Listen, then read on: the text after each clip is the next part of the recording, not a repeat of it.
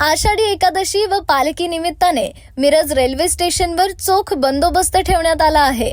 पाऊले चालती पंढरीची वाट म्हणत विठ्ठलाच्या दर्शनासाठी महाराष्ट्र व कर्नाटकातील लाखो भाविक विठ्ठलाच्या दर्शनासाठी रेल्वेने प्रवास करून पंढरपूरच्या दिशेने जात असताना रेल्वे स्टेशनवर उतरतात।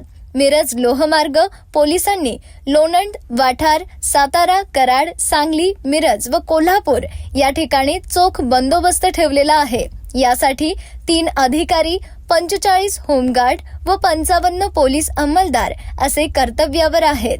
भाविकांनी आपले मोबाईल व बॅगवर लक्ष ठेवावे, चोरापासून सावध राहावे असे पोलिसांनी आवाहन केले आहे। तसेच भाविकांनी आपली काळजी घ्यावी, कोणत्याही माहितीसाठी रेल्वे पोलिसांशी सहकार्य करावे असे आवाहन केले।